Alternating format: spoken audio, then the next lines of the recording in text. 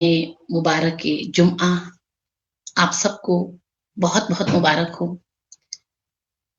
हफ्ते के 7 दिन जिसमें सैयदुल अय्याम यौम जुम्आ है। जुम्ए के दिन हमारे आमाल के सवाब अल्लाह कई गुना बढ़ा देता है और रोज़े जुम्आ मंसूब है वक़्त के इमाम के साथ। बहुत सारे रिवायात के मुताबिक इमाम अलैहिस्सलाम का ज़हूर जुमे का दिन होगा, असर का वक़्त होगा और हज़रत फ़ातिमा ज़हरा सलामुल्लाह अलैहा के फ़र्ज़ंद की आवाज़ पूरी दुनिया में गूंजेगी।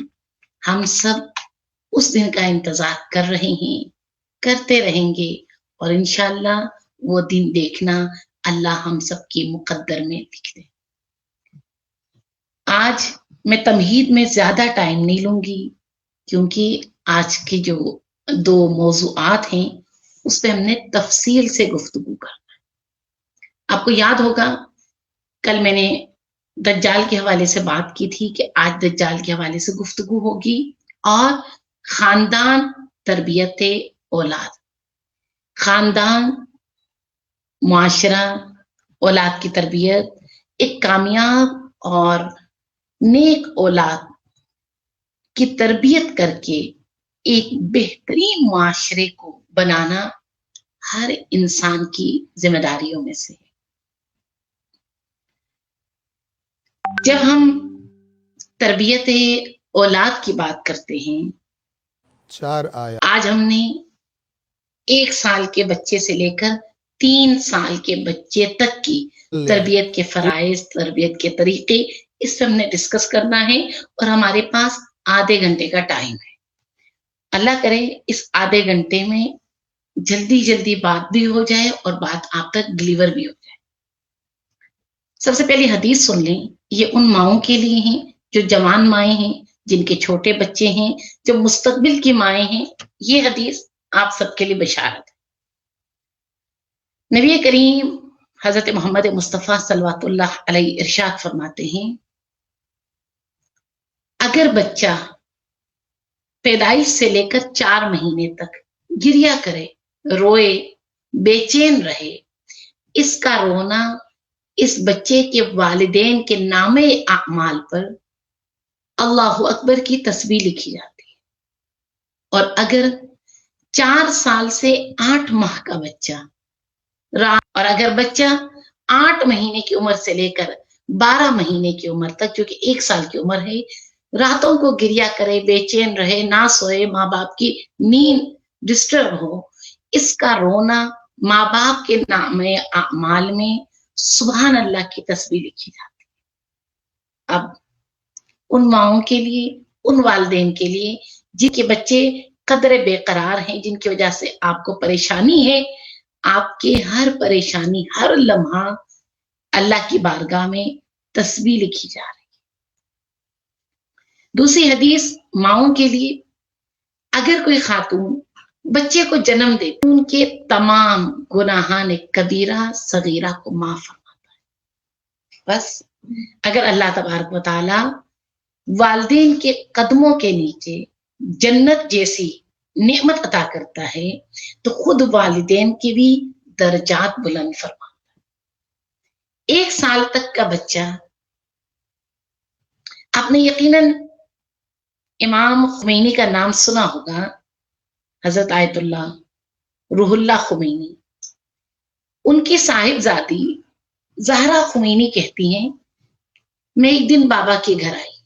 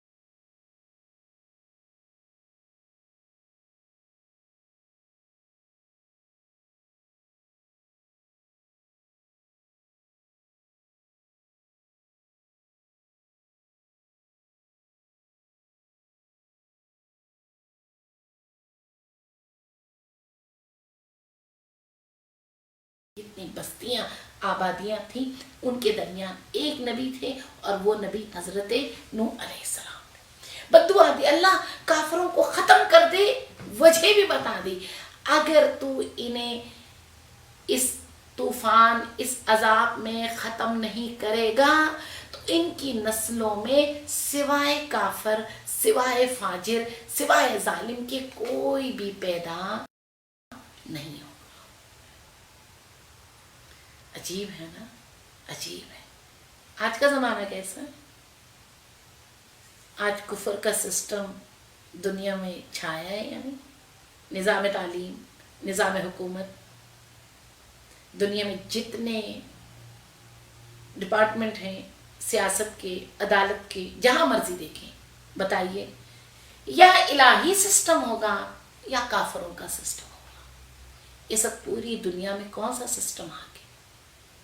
کون سا؟ فیصلہ آپ کریں. عجیب ہے. اللہ تبارک و تعالیٰ نے سورہ نوح کے ذریعے ہمیں اور آپ کو بتا دیا جیسے نوح کے زمانے میں کفر چھا چکا تھا, ایک اور زمانہ بھی آئے گا جس میں کفر کی حکومت ہوگی اور اس زمانے میں تم سب انتظار کرنا اس کا جس کی بشارت 14 معصومین نے دی, جن کی بشارت انبیاء اور اوصیاء نے دی. جی بات تھی نا تھوڑی سی علمی, ظاہر سی بات ہے. قرآن معجزہ ہے, قرآن تفکر کی کتاب ہے, قرآن تدبر کی کتاب ہے, قرآن معجزہ ہے, لاجواب معجزہ ہے. کل بھی آپ نے سورہ نوح اسی طرح ترجمے کے ساتھ پڑھ کے آنا ہے. کل ہم نے سورہ نوح کے اور جناب نوح علیہ السلام کے معجزے کے اور وہ سارے دریچے کھولنے کی کوشش کریں گے جن کے بارے میں اہل بیت علیہم السلام نے روایتیں اور ہم سب تک وہ پیغام پہنچایا ہے جو بطن قرآن, تفسیر قرآن, لسان اہل بیت کے ذریعے ہم تک پہنچے. جی سوال پوچھو ذرا آپ سے, حضرت نوح کی قبر کہاں ہے؟ کیا مطلب حضرت نوح کی؟ ہاں حضرت نوح کی قبر. آپ جانتے ہیں بہت سارے مسلمانوں کو یہ نہیں معلوم حضرت نوح کی قبر کہاں ہے. حضرت آدم علیہ السلام کی تربت کہاں ہے؟ بہت سارے لوگوں کو یہ بھی نہیں پتا. ایسے ہی حضرت نوح علیہ السلام نے جب کشتی بنائی, یہ کشتی کس بستی میں بنائی تھی؟ فلسطین, یروشلیم, مکہ, کہاں؟ حضرت نوح نے اپنی کشتی کہاں بنائی؟ لوگ مذاق اڑاتے تھے کہ نوح یہاں تو دور دور تک پانی نہیں ہے, یہاں تو بارش بھی نہیں ہوتی, اس کشتی کو تو چلائے گا کیسے؟ وہ جگہ کون سی تھی؟ اور یہ پانی جب آیا, سیلاب, طوفان, اس کے آغاز کہاں سے ہوا تھا؟ کیا بارش آئی, کہیں سے پانی پھوٹا, کیا تھا؟ کبھی سوچا ہے, کبھی غور کیا ہے؟ کچھ سوالوں کا جواب آپ ڈھونڈ لیں, کچھ کا جواب میں دیتی ہوں. حضرت نوح علیہ السلام کی تربت, ان کی قبر اطہر, جو لوگ نجف گئے ہیں, جو لوگ حضرت امیر المؤمنین علی ابن ابی طالب علیہ السلام کے روزے پہ گئے ہیں, جب آپ نے وہاں سلام پڑھا, السلام علیکہ یا آدم صفت اللہ, السلام علیکہ یا نوح نبی اللہ پڑھا, حضرت علی ابن ابی طالب علیہ السلام کی جو زری ہیں, زری کے اندر جو تربت ہے,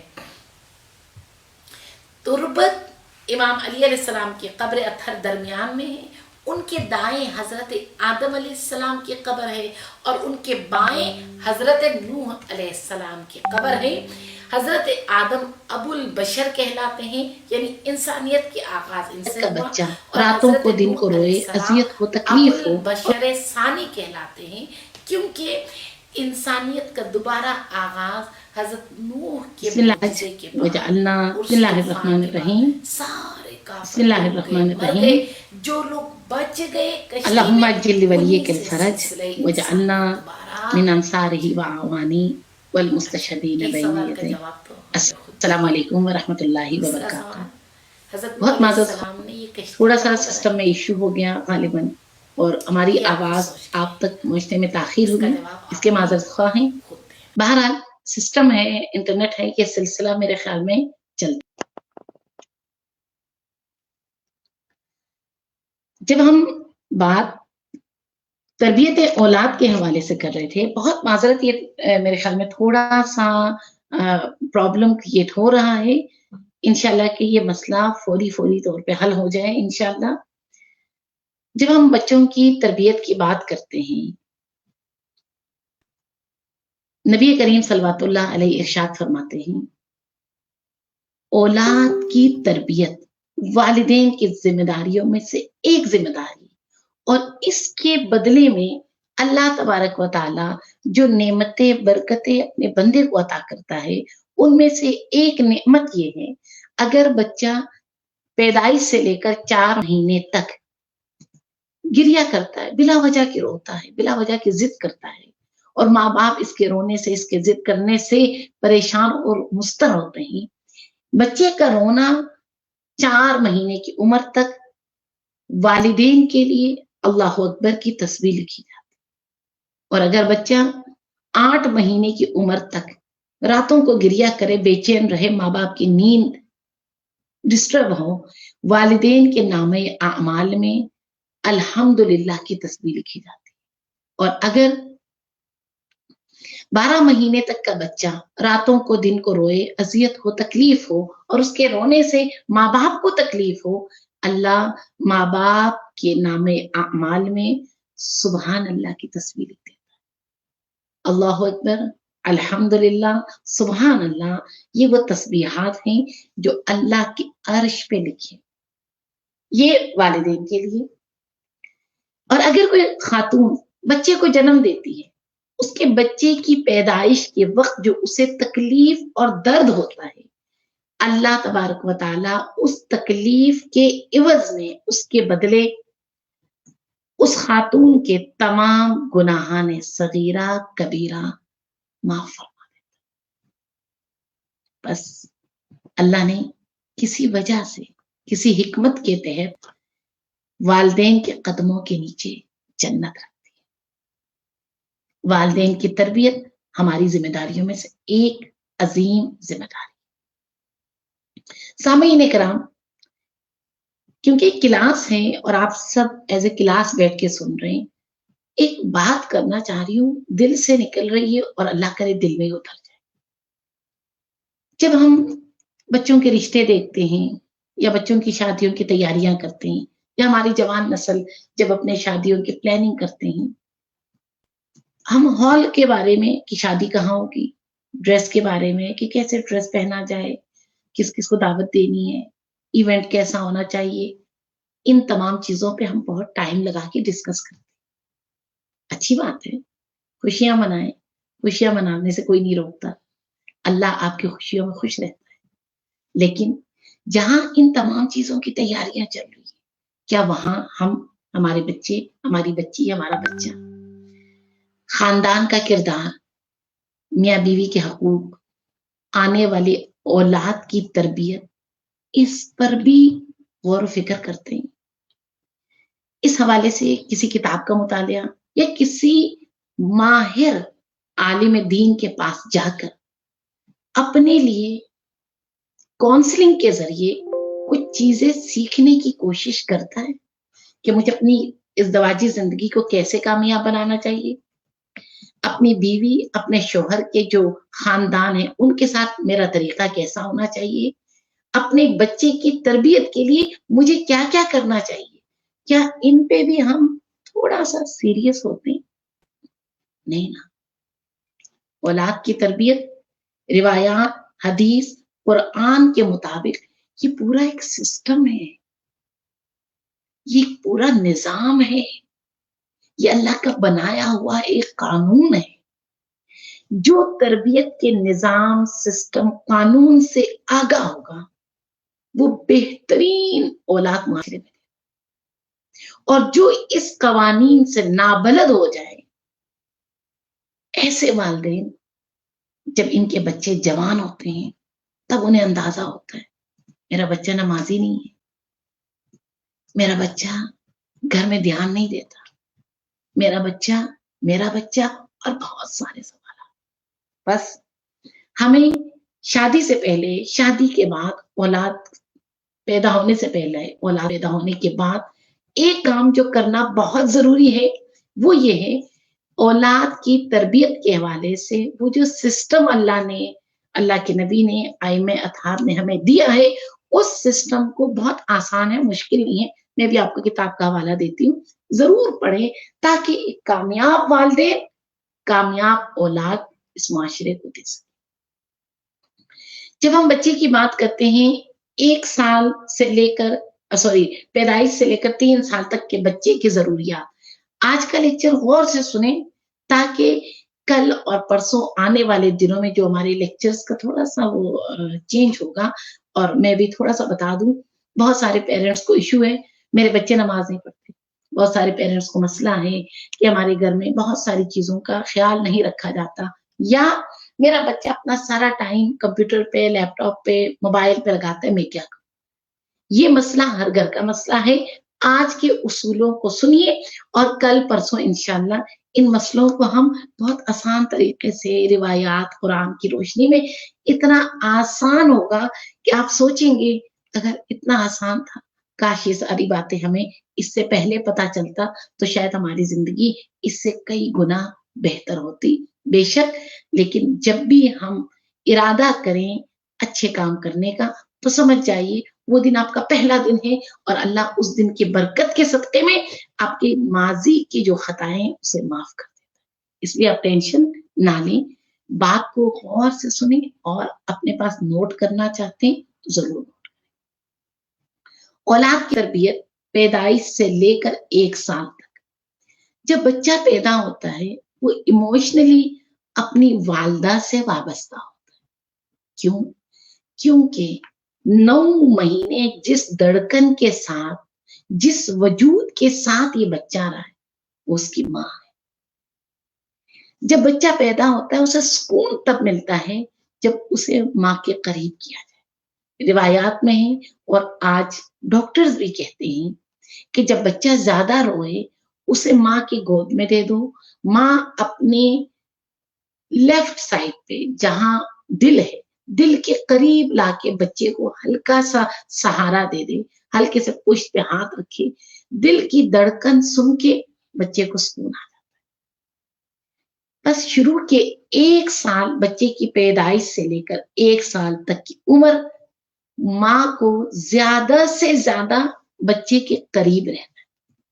बच्चा रोए, उसके रोने से लेकर उसके रोने की पहचान कि बच्चा क्यों रो रहा है, भूख लगी है, इसको गोद में उठाना है, इसके पैम्पर चेंज करना है, वो जो बच्चे के रोने का अंदाज है वो माँ को पता होना चाहिए इस वक्त मेरा बच्चा क्या चाह रहा है। जब आप पैदाइश से लेकर 1 साल तक की उम्र के बच्चे को रोते ही उसकी जरूरियात पूरी कर देते हैं और उसे बिला वजह रोने नहीं देते, यही आपका काम आपके बच्चे के अंदर मोहब्बत, कॉन्फिडेंस और आपसे मोहब्बत, अपने गर्दो नवाज से मोहब्बत बच्चे के अंदर मुंतकिल करता है। अब हैरान हो रहे होंगे ना, क्यों क्या 1 साल के बच्चे को समझ आती है? जी जनाब, बच्चा जिस्मानी तौर पे छोटा है, वो अपने साथ एक अजीम रूह लेकर आया, उसे भूख का पता चलता है, उसे प्यास का भी पता होता है, उसे मोहब्बत का भी पता होता है। आप 3 महीने के बच्चे को जरा ऊंचा बोले, जरा डांटे, वो रोने लगता है, उसको गुस्से का पता है, उसको प्यार का भी पता है। शुरू के 1 साल अगर आप बच्चे की तमाम जरूरियात को फौरी फौरी पूरा करेंगे, इसका नतीजा आपको कब मिलेगा? जब बच्चा 7 साल का होगा, इस 1 साल का रिजल्ट ये आपको तब देगा। हमारे बुजुर्ग उलमा, उरफा कहते हैं तरबियत के लिए सबसे ज्यादा जरूरी चीज सब्र और हौसला है। तरबियत सब्र के नतीजे, तरबियत करते हुए कभी जल्दबाजी ना करें। आपने फलों के बहुत सारे दरख्त देखे होंगे, कीमती तरीन फल जैतून का है। आपने कभी जैतून के बारे में सुना? जैतून का दरख्त जब किसान उसकी परवरिश करता है, 1 2 3 4 5 6 7 साल तक जैतून का दरख्त फल नहीं देता। 7 साल माली किसान उसे खाद देता है, उसे पानी देता है, उसकी परवरिश करता है, उसका ख्याल रखता है। 7 साल के बाद तब जाकर जैतून अपना फल देता है। वो फल जो शिफा भी है, जिसका जिक्र कुरान में। और ये 7 साल माली या किसान थकता नहीं है, ना उम्मीद नहीं होता। वो जानता है मेरी रोज की परवरिश, रोज की देखभाल एक दिन मुझे फल जरूर देगी। इसी तरह वालिदैन सब्र तहम्मुल के साथ काम करें ताकि आपका बच्चा 7 साल जब उम्र क्रॉस करे तो इन अयाम की मेहनतों का सिला और समर आपको फौरी दे। शुरू के 1 साल में घर में दादियां हैं, नानियां हैं, घर में जॉइंट फैमिली है। मैं तमाम बुजुर्गों से, माओं से, बहन भाइयों से दरख्वास्त करूंगी, बच्चे को जो मर्जी गोद में ले ले। दादी गोद में ले रही है, बहन गोद में ले रही है, भाई गोद में ले रहा है, कोई गोद बच्चे के लिए माँ जैसे नहीं हो सकती। बच्चे को 1 साल सिर्फ माँ की वजूद की जरूरत है, माँ का गोद चाहिए। ऐसे में जाहिर सी बात है, पाकिस्तान का मुआशरा है, जॉइंट फैमिली है, बहुत सारे इश्यूज और मसाइल हैं।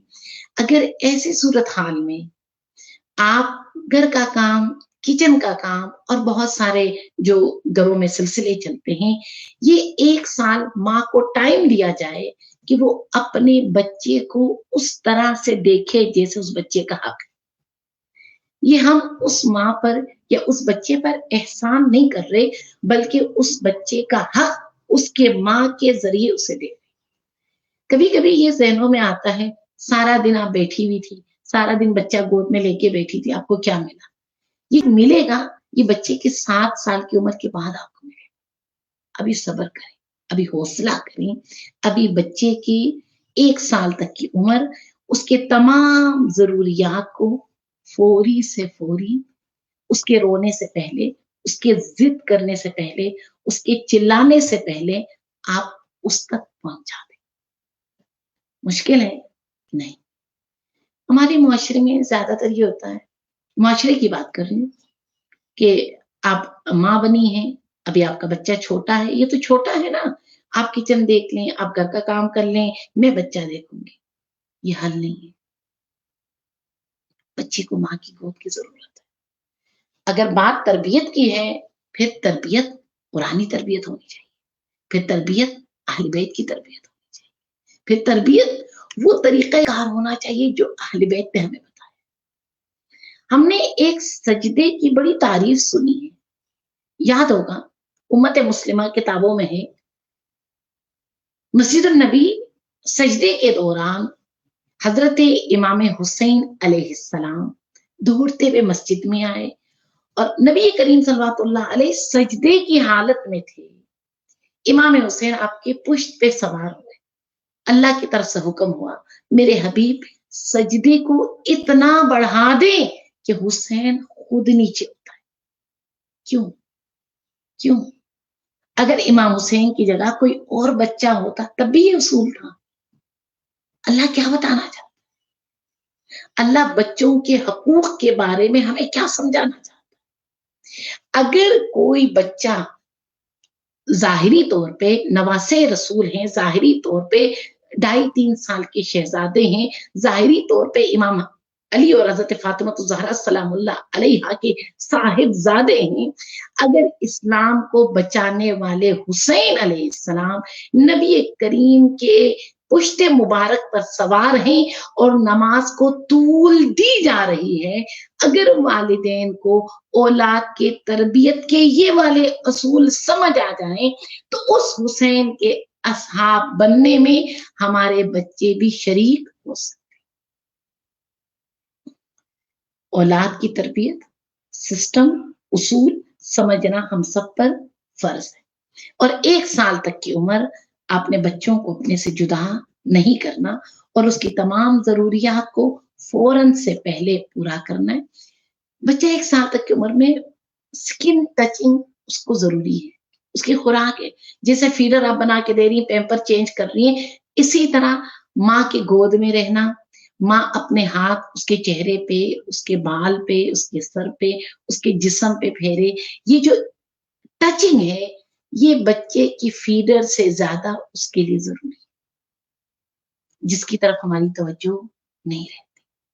फिर स्किन टचिंग, और ज़्यादातर आप देखिए 1 साल का बच्चा माँ के सीने से रख के सोता है, माँ की गोद में सोता है, क्योंकि उसको ये गोद, ये सीना, ये माँ का जिस्म उसकी रूह और उसके इमोशनल जज़्बात के लिए ज़रूरी तरीन चीज़ों में से एक है। ये रहा 1 साल तक के बच्चे के तमाम ज़रूरियात। हाँ, अगर आप इस बच्चे को रोते ही उसकी ज़रूरियात पूरी ना करें, उसके रोने को आप सुने नहीं, उसे इग्नोर कर दें, उस बच्चे के अंदर नफ़रत, अपने इर्द-गिर्द के लोगों से नफ़रत, अंदर उसकी एक ज़िद, और ये ज़िद, ये नफ़रत कब नज़र आती है? जब ये 7 साल, फिर वो हमारी बात नहीं सुनता, फिर हमारी बातों को इग्नोर कर देता है, फिर वो सारे काम करता है जिससे हम चिढ़ते हैं। बस शुरू के 1 साल, नतीजा 7 साल के बाद। अगले 2 साल में जब बच्चा 1 साल से 2 साल तक का होता है, उसमें कुछ चीज़ें हैं समझना सीखना ज़रूरी है।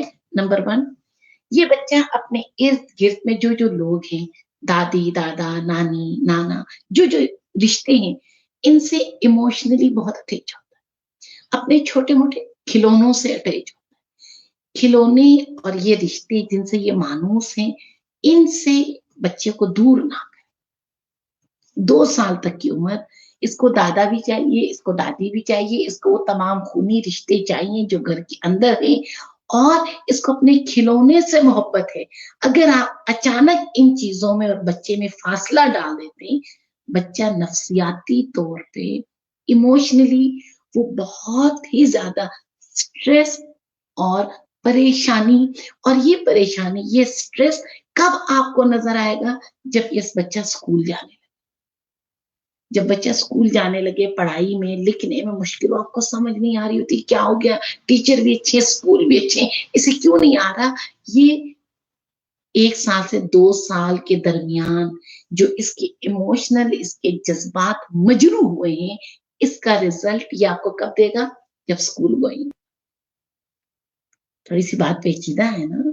आपको क्या लगता है कि मैं मोबाइल दे दिया बच्चे को, चिप्स बना दिए, केएफसी ले गए, आपने तरबियत करी? नहीं जनाब, ऐसा नहीं है। आजकल हम जितने ये सर्विसेज़ ज़्यादा देते जा रहे हैं, उतने बच्चे बेहिस होते जा रहे हैं। आप इसकी बात है। अगर आप बच्चों से पूछिए ना, आज कहाँ जाएँ? आज हम खाने के लिए कहाँ जाएँ? आज हमें क्या करना चाहिए? आप मिन्नतें करते हैं, आज फलाँ जगह चलें, खाने पे फलाँ जगह चलें, आप पैसे भी लगाते हैं, बच्चे भी लेके जाते हैं, गाड़ी में बिठा के, पैदल भी नहीं जा रहे। जब आप जाते हैं, खाने का ऑर्डर करते हैं, देखते हैं बच्चों के मुँह सूजे। अरे क्या हो गया? इतना बिल भी बन गया, इतना कुछ खिला भी दिया, चेहरे सूजे हुए। फिर आप वापसी में थोड़ा-सा आपकी भी आवाज़ ऊँची होती है, इतना कुछ करने के बाद तब भी तुम लोगों के मूड ठीक नहीं होता, क्यों? क्योंकि हमें यूँ लगा कि शायद इन चीज़ों में बच्चे के अंदर की ज़रूरियात पूरी हुई, जबकि ऐसा नहीं है। बच्चे के इमोशनल अंदर की ज़रूरियात पूरी करें, फिर शायद आपको बहुत सारे खर्चे करने की ज़रूरत भी नहीं होगी, और बच्चे बेजा आपसे तवक्कुआत भी नहीं रखें। 3 साल का भी मैं कर दूँ ताकि कल के लिए हमारे पास थोड़ा-सा टाइम बचे। 3 साल, 2 साल से 3 साल, साढ़े 3 साल तक ये वालिदैन के लिए, ख़ुसूसन माँ और बाप के लिए सब्र आज़मा अय्याम। ये उम्र बच्चे की तजुर्बा और सीखने का। अक्सर घरों में लोग मुझसे काउंसलिंग जब करते हैं, ये बात करते हैं کہ ہمارا بچہ 2 سال تک تو ٹھیک تھا، اچھا تھا، جہاں بٹھا تو بیٹھ جاتا تھا، جو یہ 3 سال کا 3.5 سال کا وہ ضدی ہے، ہر بات پہ ضد کرتا ہے، ہر چیز چھیڑتا ہے. آپ پریشان کیوں ہو رہے؟ یہ ضد نہیں ہے، یہ ہر چیز کو چھیڑنا توڑنا نہیں ہے. یہ عمر میں اور آپ کے لیے صبر آزما ٹائم ہے، کیونکہ جب ہم اس عمر میں بچے سے کہتے ہیں ہاتھ نہ لگاؤ، آرام سے چلو گرو گے، اسے توڑنا نہیں، اسے یہ کرنا، اسے وہ کرنا، یہ باتیں جب بچے کے کانوں میں جاتا ہے تو بچہ تجربتاً آزماتا ہے کہ ہاتھ لگا کر دیکھوں ہوگا کیا، اس چیز کو میں دھکا دوں دیکھوں ہوتا کیا ہے، اس چیز کو میں گرا دوں دیکھوں ہوتا کیا ہے، سیڑھیوں سے میں تیز تیز چلوں ہوتا کیا ہے. بچہ 2 سال ختم ہونے سے لے کر 3.5 4 سال تک آپ کی تمام باتیں جو اس کے کانوں میں ہیں اس کو تجربہ کر رہا ہوں. اس لیے آپ کو لگتا ہے یہ بہت شرارتی ہو گیا، یہ بات نہیں سنتا، نہیں، وہ نیچرل، اس کا طریقہ بالکل نیچرل ہے، وہ آزمانا چاہتا ہے، وہ دیکھنا چاہتا ہے گرم کپ پہ میں ہاتھ رکھوں تو کیا ہو. جب بچہ آپ کی منع کی ہوئی چیزوں کی طرف تیزی سے بڑھتا ہے، اور یہ عمر ایسی ہے جب آپ زیادہ روک ٹوک کرتے ہیں تو آپ سے چڑ جاتا ہے، پھر وہ آپ کو آپ کے طریقے سے گھماتا ہے. جب آپ اس عمر میں زیادہ یہ کرو یہ نہ کرو ڈانٹ ڈپٹ اس طرح کی اگر کیفیت آپ پہ طاری ہوتی ہے، بچہ آپ سے دور ہو جاتا ہے. بچہ ذہنی اور دماغی طور پہ کوشش کرتا ہے آپ سے جڑ بولے، کوشش کرتا ہے آپ کو چڑھائے، آپ کو غصہ دلائے. کیوں؟ آپ اسے زیادہ روکتے ہیں. مثال دوں، رکو، ٹیبل پہ جگ ہے، گلاس ہے، 2.5 سال کا بچہ 3 سال کا بچہ تیزی سے آ کے جگ اٹھائے تو آپ کا ریئیکشن کیا ہوتا ہے؟ نہ کرو نہ کرو نہ کرو، ٹوٹے گا ٹوٹے گا، گرے گا. ایک طریقہ یہ ہوتا ہے. ایسے ہی زیادہ تر گھروں میں یہی طریقہ ہوتا ہے. دوسرا طریقہ، ماشاء اللہ جگ اٹھا رہے ہو، آرام سے اٹھاؤ، لاؤ میں گلاس پکڑو، تم اس میں ڈالنا. پہلا طریقہ ٹھیک تھا یا دوسرا؟ میرے خیال میں دوسرا. آپ کو صبر و حوصلہ چاہیے کہ بچے کے ہر کام میں آپ طریقے سے اسے ہینڈل کرنا سیکھیں. کبھی کبھی ہمیں ہوتا ہے کاش یہ ساری باتیں ہمیں، ہمارے پیرنٹس کو، ہمارے ینگسٹر کو یہ باتیں پتا ہوتی تو شاید ہماری نسل بہترین اولادوں میں سے، شاید وہ سارے مسائل جو اس وقت گھروں میں ہیں وہ سب کچھ نہ ہوتا. بس 2 سال سے لے کر 3.5 سال کی عمر تجربہ کا عمر ہے، سیکھنے کا عمر ہے، ہر چیز کو ہاتھوں سے ٹچ کر کے لمس کر کے آزمانے کے دن ہوتے ہیں. اس لیے ماں باپ کو پوری توجہ کے ساتھ بچوں کے ساتھ رہنا ہے، اس کے ہر کام پہ اس کے ساتھ رہنا ہے، روک ٹوک بلا وجہ کی نہیں، ڈانٹ کے نہیں، غصہ کر کے نہیں، اپنی آواز اونچی کر کے نہیں. اس کا پریکٹیکل کوئی فائدہ نہیں. پریکٹیکل اس کا فائدہ ہوتا تو اب تک ہمیں فائدے اس کی مل چکی ہوتے. اس کا فائدہ کچھ بھی نہیں ہے، صرف طریقے سے تھوڑی سی ٹیکنیکل انداز سے بچے کی ہینڈلنگ کرنا سیکھیں. جب بچے 2 سال سے لے کر 3.5 سال تک، ایک کام والدین ماں اور باپ دونوں، دادی دادا ہیں، اللہ انہیں طول عمر عطا کرے، یہ بھی دن میں آدھا گھنٹہ پونا گھنٹہ بچے کو اپنا قریب کریں اور اسے کوئی نہ کوئی کہانی ضرور سنائیں. آج آپ پورا دن بچے کو کیسے دیکھنا چاہتے ہیں؟ بچے کے کپڑے صاف ہوں، ٹائم پہ کھانا کھائے، ٹائم پہ سب کچھ کرے، یہ آپ کی خواہش ہے؟ اسے آپ ایک کہانی کی صورت میں بچے کو بتا. جب آپ آدھا گھنٹہ 45 منٹ بچے کو سٹوری سناتے ہیں، اور ایک اچھی سٹوری جس میں وہ بچہ کو ریئیکشن بھی دیتا ہے، آپ دیکھیں پورا دن وہ بچہ آپ کو، جس سے آپ تنگ ہوتے ہیں، وہ تنگ نہیں کر رہا ہوتا، وہ تو اپنے فطری کام کر رہا ہوتا ہے، وہ اپنے نیچرل اس کا طریقہ ہے. اس کہانی اور سٹوری کے بعد آپ کو لگے گا اس بچے میں چینج آیا. ایک اور چیز، اس عمر میں بچے کھانا کم کھاتے ہیں، کھانے سے کھیلتے زیادہ ہیں. گرا دیا، پلیٹ الٹا دی، یہ جو کھانے سے کھیلتے ہیں، ٹینشن نہ لیں، بڑا سا دسترخوان بچھا دیں، اس کی پلیٹ بنا دیں، تھوڑی دیر کھیلے گا. اگر بچہ اپنے ہاتھ سے 4 نوالے کھا لے، وہ 4 نوالے اس کے جسم کے لیے بہت مفید ہیں، اس سے کہ ماں اسے باندھ کے بیٹھ کے چمچ سے کھلائے، اس کو خود کھانے دے۔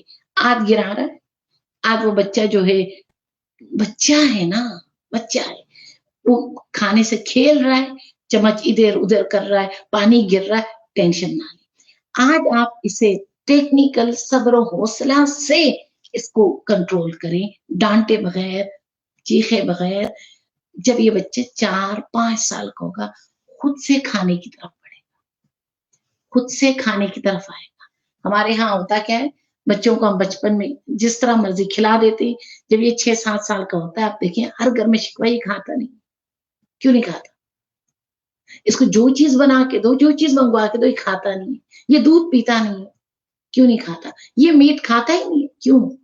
وہ جو اس کا ٹائم تھا نا، کھانے کے ساتھ مانوس ہو کے، کھانے کو لمس کر کے، اس کے ساتھ جو کھیل کے، آپ کو یہ کھیل لگتا ہے، ہمیں لگتا ہے یہ کھیل رہے، نہیں، بہت کچھ سیکھ رہا ہے جو اگلے چند سالوں میں اس نے ہمیں اس کا رزلٹ دینا۔ آج کے لیے تربیت اولاد کے حوالے سے اتنا کافی ہے، ہم اپنے دوسرے موضوع کی طرف چلیں۔ کل انشاءاللہ ہم بات کریں گے 4 سال سے لے کر 9 سال تک کی عمر کے بچے، اور ہمارے بچے نماز کے لیے، نماز کی طرف کیوں نہیں آتے، کیوں ہمیں کہنا پڑتا ہے۔ جب ہم بچوں سے کہتے ہیں نماز کی طرف جاؤ، بچوں کے چہرے دیکھنے والے ہوتے ہیں، ایسے ہی ہے نا، ہم ان کی پوری ضروریات پورے کرتے ہیں، لیکن وہ پھر بھی ہماری بات نہیں سنتے، کیوں نہیں سنتے؟ یہ سب ہم انشاءاللہ کل کے لیکچر میں سنیں۔ ہمارا دوسرا موضوع امام زمانہ علیہ السلام قرآن کی روشنی میں، اور امام زمانہ علیہ السلام کو سمجھنے، جاننے، پہچاننے کے لیے، اور جس زمانے میں امام علیہ السلام کا ظہور ہونا ہے، اس زمانے کو پہچاننے، جاننے کے لیے ہم نے جس سورہ کا انتخاب کیا وہ سورہ نوح۔ سورہ نوح آپ نے پڑھا، تفسیر بھی دیکھا ہوگا، آپ یقیناً تلاوت کر کے آئے ہیں۔ مجھے آپ کے میسج سے اندازہ ہوتا ہے کہ آپ قرآن سے عشق کرنے لگے، قرآن سے محبت کرنے لگے۔ میری دن رات کی دعا ہے، اللہ ہمیں قرآن اور اہل بیت سے جوڑے رکھے، دنیا و آخرت میں ہمیں کبھی قرآن اور اہل بیت سے جدا نہ کرے۔ بیٹے جتنا مرضی پڑھ لو، جو کتاب ہدایت ہے، ظاہری اور باطنی ہدایت، وہ قرآن۔ جانتے ہو قرآن کس کے الفاظ ہیں؟ اللہ کے الفاظ ہیں، سینے رسول پہ اترا ہے، زبان نبی کریم صلوات اللہ علیہ سے جاری ہوا ہے، اور اس کی تفاسیر 14 معصومین علیہ السلام نے کی۔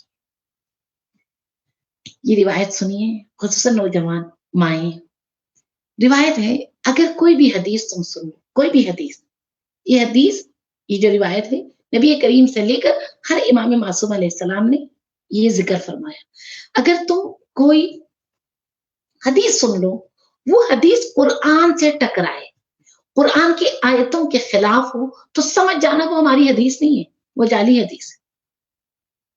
امام رضا علیہ السلام فرماتے ہیں اگر میں کوئی بات کروں تم سے تو مجھ سے پوچھو امام رضا آپ نے کہاں سے بتایا، تو میں تمہیں کہوں گا ہم اہل بیت سوائے قرآن کے کوئی کلام نہیں کرتے، ہم اہل بیت مفسران قرآن ہیں، ہم اہل بیت وہ لوگ ہیں جن کے بارے میں اللہ فرماتا ہے والراسخون فی العلم، راسخون فی العلم ہم ہیں، قرآن کے مفسر ہم ہیں۔ بس قرآن سینے رسول پہ نازل ہوا، اور اس کے مفسر نبی کریم اور ائمہ اطہار ہیں۔ اس قرآن سے محبت ہماری اور آپ کی نجات بقا ہے۔ جو قرآن سے جڑتا ہے دنیا اور آخرت میں وہ کبھی اکیلا نہیں رہتا۔ سن لو بچوں، کرو عشق قرآن سے، قرآن دھوکہ نہیں دیتا، اکیلا نہیں چھوڑتا۔ قیامت کے دن، قیامت ہے نا، ہوگی نا انشاءاللہ، قیامت کے دن اولین اور آخرین اٹھائے جائیں گے، آواز قدرت آئے گی، حافظان قرآن کہاں ہیں، قاریان قرآن کہاں ہیں، عاملان قرآن کہاں ہیں، قرآن پہ عمل کرنے والے لوگ کہاں ہیں؟ آپ جیسے مومنین، آپ جیسے اہل بیت قرآن سے عشق کرنے والے آگے بڑھیں گے. آواز اب ادھر آئے گی. جو جو تم نے قرآن پڑھا، جو جو سیکھا، بتاتے جاؤ، آیتیں پڑھتے جاؤ اور اپنی منزلیں بلند سے بلند کرتے جائیں. ہم آیتیں تلاوت کرتے ہوئے اس مقام تک پہنچیں گے جس مقام کو اللہ قرآن میں فرماتا ہے مقام مقربین. مقام مقربین تک دنیا اور آخرت میں پہنچنے کا ذریعہ قرآن پہ عمل کرنا ہے. ہم سورہ نوح پہ آئے تھے. سورہ نوح میں ہمیں پتا چلا حضرت نوح علیہ السلام کی جنگ ایک فرد سے نہیں تھی، ایک حکومت سے نہیں تھی. حضرت موسیٰ کی جنگ پورے فرعون سے تھی. فرعون ایک حکومت، ایک سسٹم تھا مصر کے اندر. جناب ابراہیم علیہ السلام کی جنگ نمرود سے تھی. نمرود ایک خطے میں تھا، ایک علاقے کا بادشاہ تھا. جناب عیسیٰ علیہ السلام اور اسی طرح بہت سارے انبیاء. لیکن جناب نوح علیہ السلام کی جنگ ایک فرد یا ایک خطے کی حکومت سے نہیں تھی، بلکہ پوری دنیا میں ایک حکومت، ایک سسٹم ایسا بنا تھا. وہ سسٹم الہی سسٹم کے بالکل مخالف جا رہا تھا اور وہ سسٹم کفر کا سسٹم تھا. اللہ نے حضرت نوح علیہ السلام کو عمر طولانی عطا کی اور ان کی نبوت 950 سال. کل میں نے جیسے ذکر کیا اللہ فرماتا ہے 1000 سال لیکن 50 سال کم. 950 سال نبوت کا دورانیہ تھا اور یہ نبوت کا دورانیہ پوری دنیا میں جو کفر کا سسٹم تھا اس کے خلاف. اور جناب نوح ان انبیاء میں سے جو بہت صابر بھی تھے، بہت شاکر بھی تھے. لوگ مذاق اڑاتے تھے، جی مجنون کہتے تھے. جی جناب نوح علیہ السلام کو مجنون، نعوذ باللہ نعوذ باللہ، دیوانہ، نعوذ باللہ. جب آپ کشتی بنا رہے تھے، دن کو بناتے، رات کو لوگ آ کے اسے توڑ جاتے تھے. اور سورہ نوح کی تفسیر ہوئی. جناب نوح علیہ السلام جب ان لوگوں کی ہدایت کے لیے کوئی گفتگو فرماتے، جانتے لوگ کیا کہتے تھے؟ لوگ نفی کر کے اتنا مارتے تھے جناب نوح علیہ السلام کو کہ آپ بے ہوش ہو کے گر جاتے. جب ہوش میں آتے دوبارہ جا کر لوگوں کی نصیحت کرتے. میں نے دیکھا قرآن کی تفسیروں میں جناب نوح علیہ السلام اور ہمارے نبی کریم حضرت محمد مصطفیٰ صلوات اللہ وسلم علیہ کی زندگی میں عجیب مشابہت ہے. ان دو ہستیوں کی محنت میں عجیب مشابہت ہے. قوم نوح حق سے بھاگتی تھی، حق سے فرار کرتی تھی. آپ نے ترجمہ میں دیکھا ہوگا. اور ہمارے نبی کی امت مکہ کے لوگ ان یریدون الا فرارا، یہ بھی بھاگتے تھے، یہ بھی فرار کرتے تھے. عجیب ہے. جناب نوح علیہ السلام لوگوں کو مغفرت کی دعوت دیتے تھے. آؤ میں تمہارے لیے طلب استغفار کروں، میں تمہارے لیے اللہ سے معافی مانگوں، پلٹ آؤ اللہ کی دین کی طرف آؤ. اور ہمارے نبی بھی اپنی امت سے کہتے تھے تعالو استغفر لکم، آؤ پلٹ آؤ دین خدا کی طرف، میں تمہارے لیے طلب استغفار کروں. عجیب مشابہت ہے امت جناب نوح علیہ السلام اور امت جناب نبی کریم. ایسے ہی اس سورہ کا انتخاب نہیں کیا. جناب نوح علیہ السلام کی قوم متکبر تھی، متکبر. نبی کریم کی قوم بھی متکبر ہے، متکبر تھی. جب جناب نوح علیہ السلام لوگوں کو ہدایت اور نیکی کی دعوت دیتے، لوگ اپنے کانوں میں انگلیاں ڈال دیتے، توجہ نہیں دیتے تھے، بات سنتے نہیں تھے. اور یہی سب کچھ ہم دیکھتے ہیں جب نبی کریم محمد مصطفیٰ صلوات اللہ وسلم علیہ اپنی قوم کو بشارت دیتے، نصیحت کرتے، ہدایت کرتے. لا یسمعون ھذا القرآن، قرآن سنتے نہیں تھے، کانوں میں روئی ڈال لیتے تھے، کانوں میں انگلیاں ڈال لیتے تھے، حق کی آواز پہ لبیک نہیں کہتے تھے. عجیب ہے. یہ دو امتیں، یہ دونوں قوم جناب नूह अलैहिस्सलाम की 950 साल मेहनत का नतीजा 20 मोमिन निकले, सिर्फ 20, बाकी काफिर थे। आपने सूरह नूह के तकरीबन आयत नंबर 12 तक देखा होगा, अल्लाह लफ्ज इस्तगफार 3 मरतबा, पलट आओ मैं तुम्हारे लिए इस्तगफार करूं, पलट आओ अल्लाह तुम्हें माफ करे, पलट आओ अल्लाह बहुत ज्यादा रहम करने वाला, माफ करने वाला है।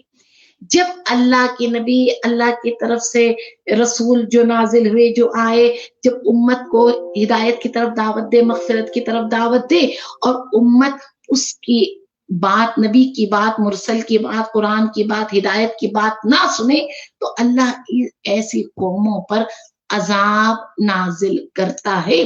और अल्लाह के अजाब नाजिल करने के अंदाज भी अजीब है। कभी सैलाब आता है, कभी जिलजिला आता है, कभी बीमारी आती है, कभी वबा फैलती है, और कभी ये सूरत हाल है जो इस वक्त हम पूरी दुनिया में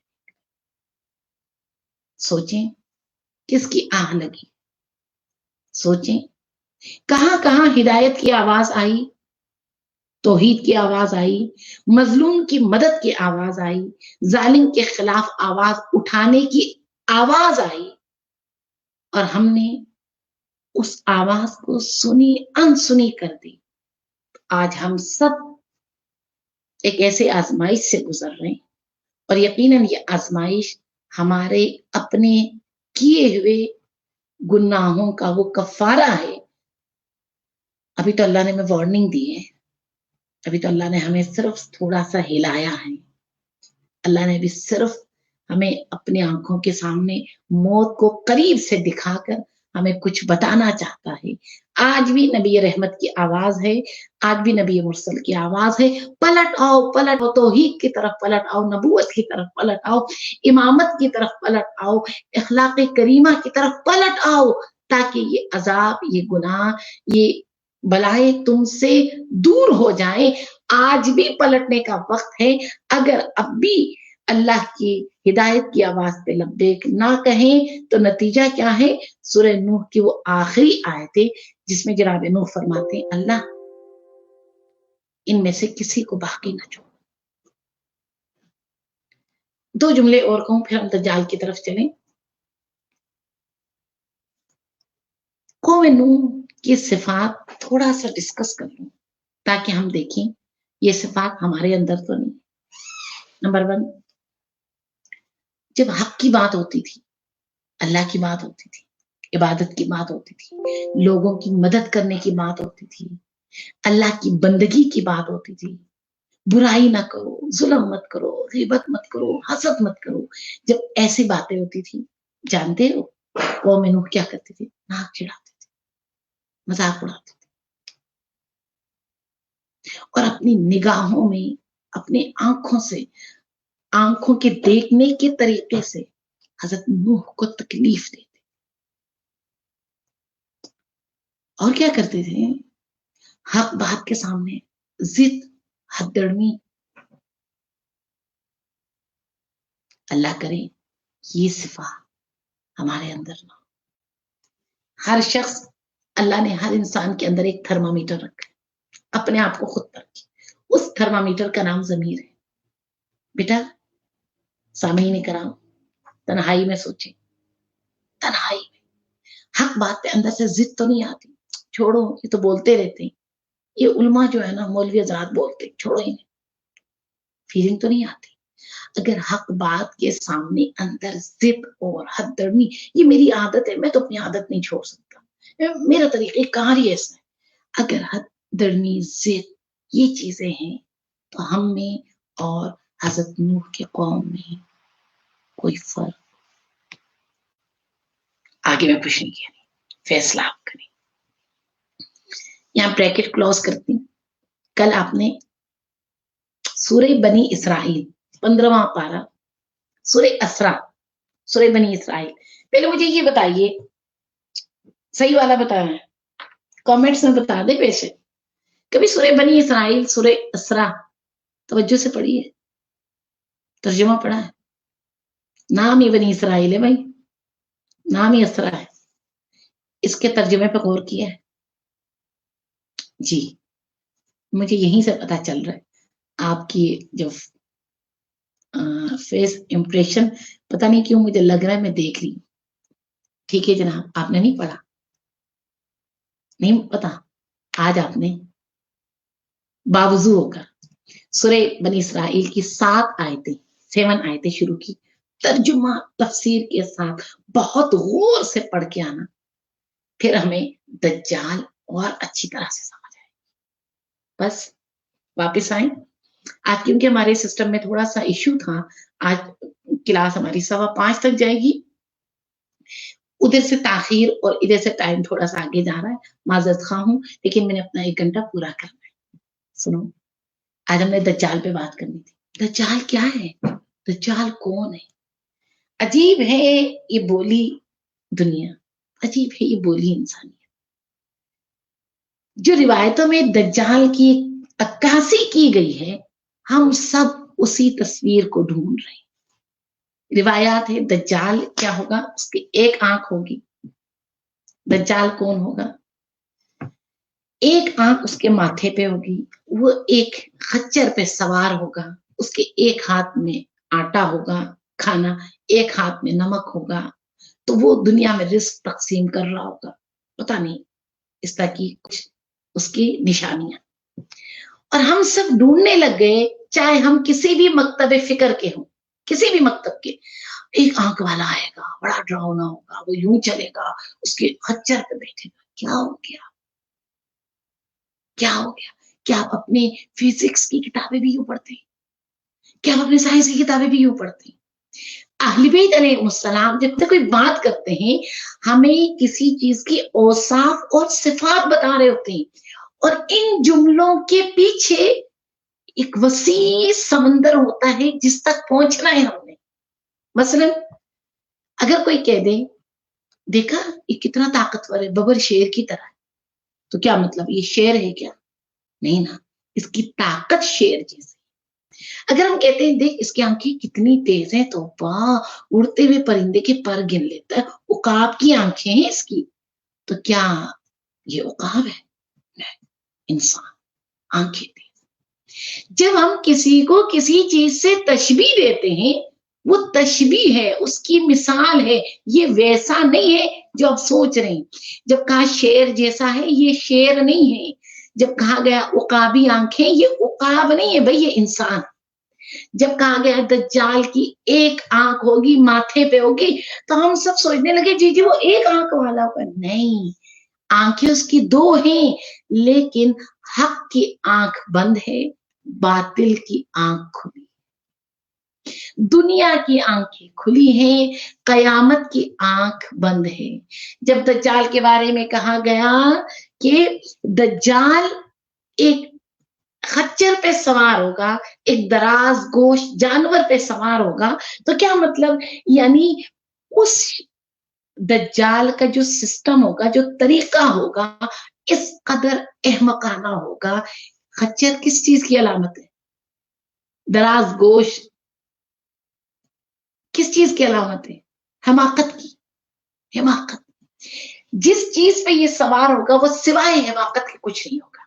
अब आते हैं हजरत अली इब्न अबी तालिब अलैहिस्सलाम से सवाल करते हैं, या अली मुश्किल कुशा, ये दज्जाल है क्या? शख्स है, किसी फर्द का नाम है, क्या है? दज्जाल फर्द नहीं है, दज्जाल एक इंसान का नाम नहीं है, दज्जाल एक सिस्टम का नाम है। वही सिस्टम जो नूह के जमाने में भी था। आपको क्या लगता है दज्जाल सिर्फ हमारे जमाने में था? नहीं, हर नबी के जमाने में शैतानी कुव्वतें थी, हर नबी के जमाने में दज्जाल थे, लेकिन फर्क ये है हमारे जमाने का दज्जाल बहुत सिस्टमेटिक होगा, बहुत तरीके से होगा। तमाम अंबिया के जमाने के जो दज्जाल, जो जालिम कुव्वतें थी, शैतानी कुव्वतें थी, उनका दायरा महदूद था, लेकिन आखिर जमाना में दज्जाल का जो सिस्टम होगा, जो तरीक़ेकार होगा, वो इतना वसी होगा कि वो लोगों के घर घर से लेकर घर घर से लेकर दर दर तक, लोगों के बेडरूम से लेकर किचन से लेकर चार दीवारी के हदूद क्रॉस करके लोगों के इतने करीब आ चुका होगा आखिर जमाना का दज्जाल। और ये दज्जाल जो एक शैतानी कुव्वत है, एक सिस्टम है, एक तरीक़ेकार है, इसका काम मुआशरे में क्या है? ये जो कहा गया कि ऐसे सवारी पे सवार होगा जो खच्चर की मिसाल दी गई, क्या मतलब?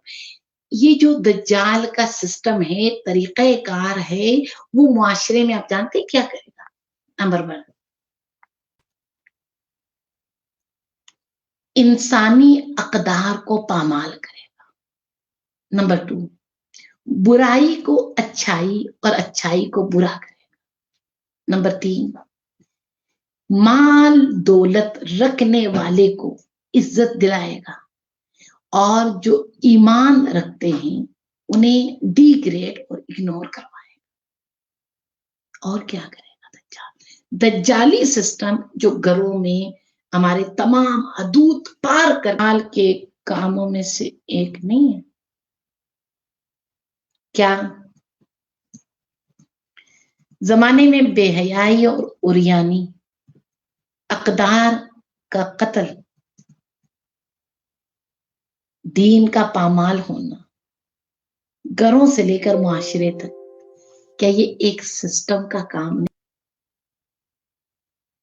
क्या इस सिस्टम ने हमें दुनियावी तालीम के साथ हमारी कदरों को, हमारी अक़दार को, हमारे मजहब को, हमारे दीन को, हमारे जो एतकादात हैं उसको पामाल नहीं किया? आप लोग अब भी एक आंख वाले को ढूंढ रहे, एक आंख वाला होगा वो यूं चलेगा, क्या हो गया है? दज्जाल सिस्टम है और वो सिस्टम जब घरों तक पहुंच जाएगा, सुनिए, आखिर जमाना में 2 चीजें हतमी हैं, एक दज्जाल और एक सुफियानी का खरूज।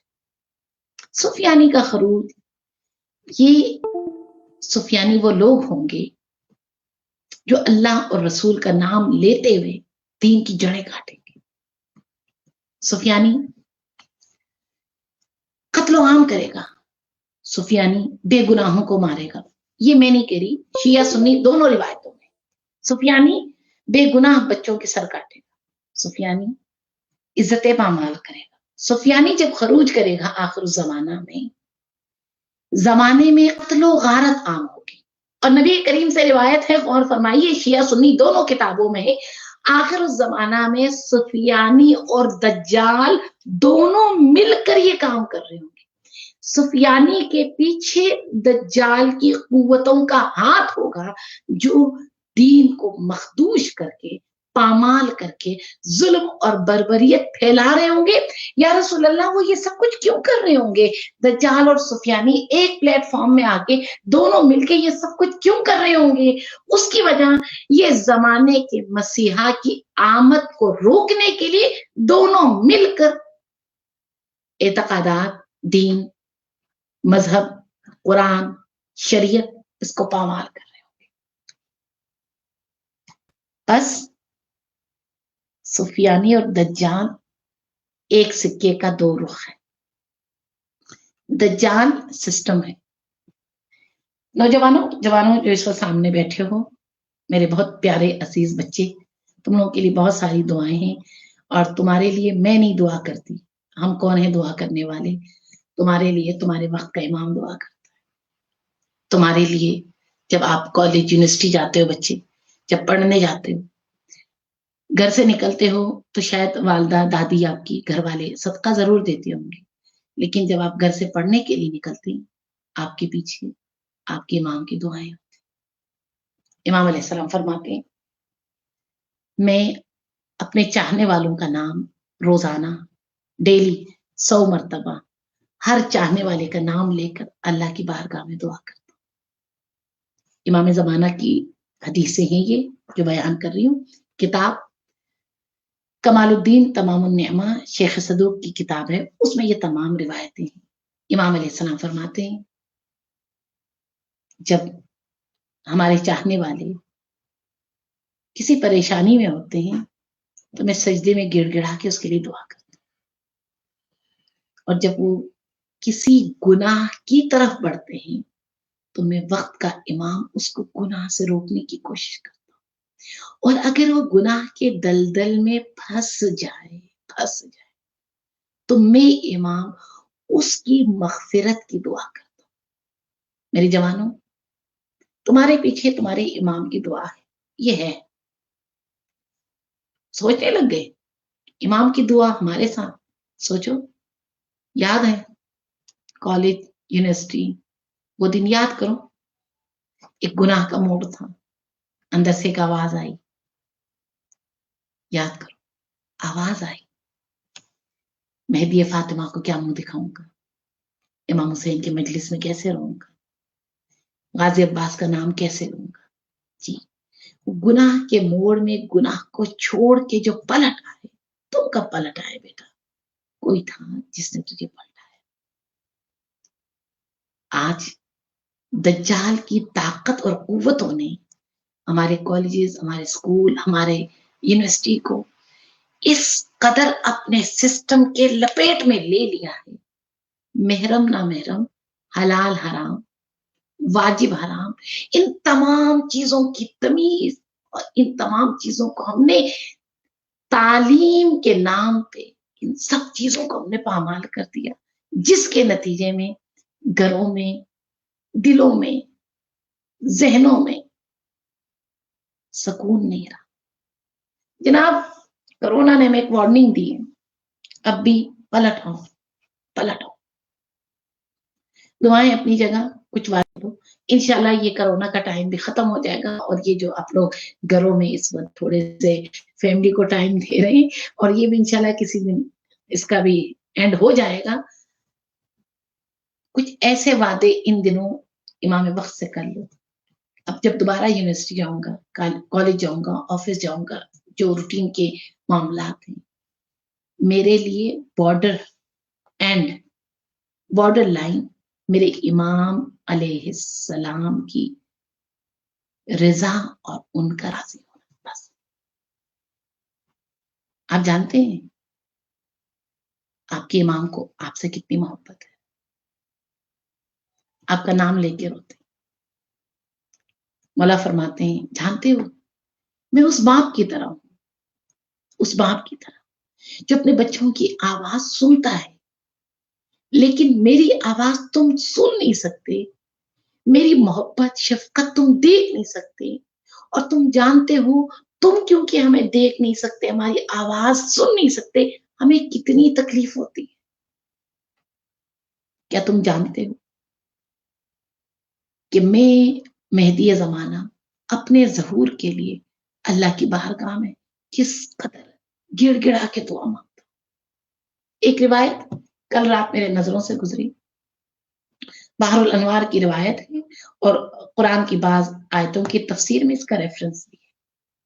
इमाम अलैहिस्सलाम अपने ज़हूर से पहले 3 दिन खाने काबा में एतकाफ में बैठेंगे, और अल्लाह के घर में, खाने काबा में एतकाफ के दौरान गिड़गिड़ा के रो कर अल्लाह से इल्तिजा करेंगे, परवरदिगारा मेरे ज़हूर की इज़्न दे दे, तू देख रहा है तेरे बंदे, हमारे चाहने वाले, हमसे मोहब्बत करने वाले किस कदर मुस्तर और परेशान मुझे पुकार रहे हैं। अल्लाह मेरे ज़हूर में ताजील फरमा। और इमाम के एतकाफ के आखिरी दिन अल्लाह की तरफ से इज़्ने ज़हूर होगा, और इमाम अलैहिस्सलाम अपने हाथों को रुकने यमानी पे रखेंगे और आवाज बुलंद करेंगे, निदा देंगे, जो कि निदा आपके 5 जुमले होंगे, और उन 5 जुमलों में आप अपना तारुफ करवाएंगे। वो 5 जुमले क्या हैं जिससे इमाम अपना तारुफ करवाएंगे, और पूरी कायनात इमाम की इस आवाज से हिल जाएगी। वो 5 जुमले क्या हैं वो इंशाल्लाह मैं कल बताऊंगी, और कॉपी पेंसिल साथ रखिए। आपके इमाम की दुआएं हमेशा आपके साथ है। बीमार हो, परेशान हो, पेपरों का मसला है, किसी भी मजहब से, किसी भी मसलक से ताल्लुक रखते हो, ये आपका मसला है, एक मर्तबा اس کو پکار کے تو دیکھو، ایک مرتبہ کہہ کے دیکھو یا مہدیت، ایک مرتبہ پکارو، امام زمانہ آپ ہیں، آپ وجود رکھتے ہیں، میری اس مشکل گھڑی میں کیا آپ میری مدد کر سکتے ہیں؟ پکار کے دیکھو۔ شیر خدا مشکل کشا کا بیٹا ہے، کسی کو خالی نہیں لوٹا، اور وہ مشکل کشا ہیں جن کے بارے میں روایت ہے امام علیہ السلام کے ظہور کے بعد لوگ کہیں گے ہم نے تو انہیں دیکھا تھا، ان سے تو ہم ملے تھے، انہوں نے ہماری مشکل کشائی کی تھی۔ روز جمعہ ہے، عصر کا وقت ہے، مومن کی نشانیوں میں سے ایک نشانی یہ ہے عصر جمعہ اس کا دل پریشان ہوتا ہے، اداس ہوتا ہے، جب وہ اداس ہوتا ہے، پریشان ہوتا ہے، اسے خود نہیں سمجھ آ رہی ہوتی وجہ کیا۔ روایت ہے اداسی کی وجہ یہ ہے ہر جمعہ عصر کے وقت امام علیہ السلام اذن ظہور مانگتے ہیں، جب انہیں اذن ظہور نہیں ملتا یتیموں کی طرح روتے ہیں، گھٹنے پہ سر رکھتے ہیں، زار و قطار روتے ہیں، اور ان کے رونے کی آنسوں کی خوشبو دنیا میں پھیل جاتی ہے، اور جو مومن ہوتا ہے، جو عشق کرتا ہے بیت سے، اس کے دل اس آنسوں کی خوشبو کو محسوس کرتا ہے، اس کے نتیجے میں اداسی آتی ہے۔ اگر جمعے کے دن دل میں اداسی ہے، مبارک ہو، مومن ہو۔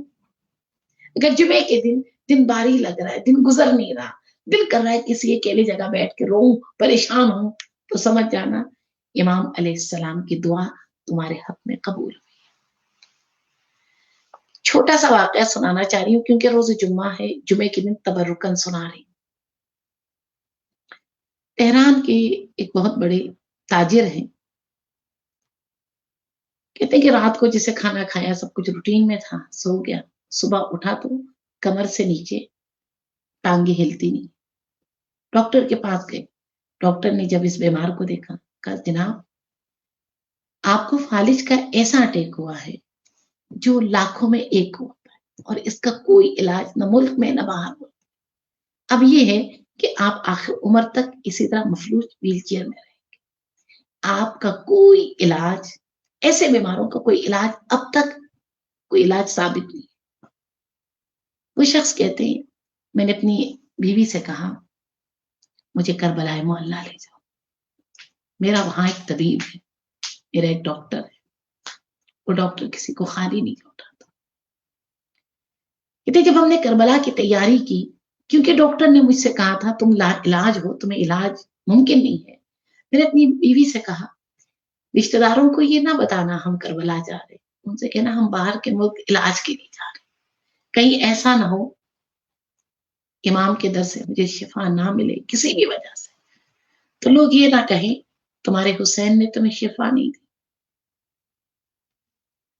کہتے ہم کربلا گئے، پورا مہینہ میں کربلا معلیٰ میں مولا حسین، مولا عباس کے در کا طواف کرتا اور ان جگہوں سے گزرا جہاں کہیں علی اکبر کا خون گرا ہے، کہیں اصغر کا خون گرا ہے، ایک شہید کا میں نے واسطہ دیا، مہینہ گزر گیا، شفا کی کوئی بات نظر نہ آئی، ہم نے ارادہ کیا واپس چلتے ہیں، یہ شخص اب بھی زندہ ہیں، اب بھی بہت سارے لوگ ان سے مل چکے ہیں جن کا یہ واقعہ سنا۔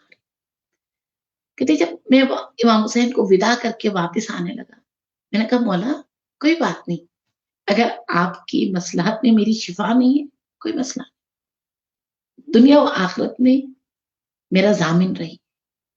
یہ کہہ کر ہم کربلا سے نکلے، ہم نے سوچا کاظمین سامرا کی زیارت کرتے ہوئے ہم واپس آئے، ہم ایک کوسٹر میں جا رہے تھے، سامرا وہ جگہ ہے جہاں 10ویں اور 11ویں امام کا تربت ہے، امام زمانہ علیہ السلام کے مقام غیبت سامرا میں۔ ہم گاڑی میں بیٹھے، گاڑی چل رہی تھی، میرے ٹانگوں میں اتنی تکلیف تھی، میں 2 سیٹوں پہ لیٹ گیا، تکلیف کی وجہ سے میں رو رہا تھا اور دل میں سوچ رہا تھا امام حسین نے بھی شفا نہیں دی، اب کہاں جاؤں گا، کیا میں ساری زندگی ویل چیئر پہ رہوں گا، میں رو رہا تھا۔ اتنے میں بیاباں صحرا، جو لوگ سامرا گئے انہیں پتا کہ دائیں بائیں سارا صحرا ہی صحرا ہے، ایک جگہ گاڑی رکی، لوگوں نے پوچھا آپ نے کیوں روکا، کہ وہ سامنے ایک عربی شخص کھڑا ہے اشارہ کر رہا ہے اس کے لیے روکا، تو گاڑی رکی، एक हसीन जवान बस में सवार हुए, अरबी लिबास था, लंबा चोगा। बस में आते ही सबको सलाम किया, अस्सलाम वालेकुम व रहमतुल्लाह, और सबसे बहुत मुस्कुराते हुए मिले और आकर एक सीट खाली थी, बैठ गए। अब गाड़ी चलने लगी और मैंने भी एक देख ली उन्हें, मैं अपना रो रहा था। इतने में उस अरबी जवान ने ड्राइवर से पूछा, इस साल तुम मशहद क्यों नहीं गया? तो ड्राइवर ने बहाने किए, वो असल में वजह ये थी।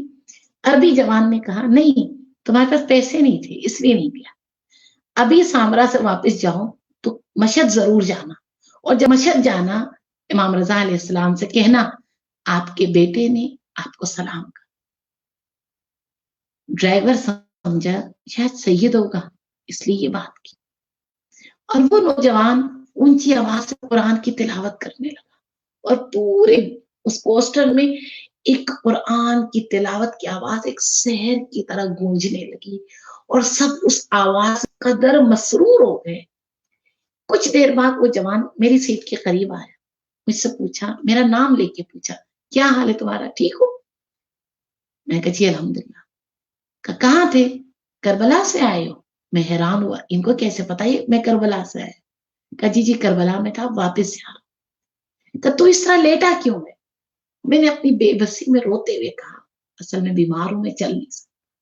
वो शख्स कहता है, इस सैयद ने, इस अरबी लिबास की जवान ने मेरे घुटनों से लेकर मेरे पांव तक हाथ फेरा और कहा तुम्हें तो कुछ नहीं है, तुम बिल्कुल ठीक हो, तुम परेशान क्यों होते हो? खैर ये तो मुझे समझ ना आई।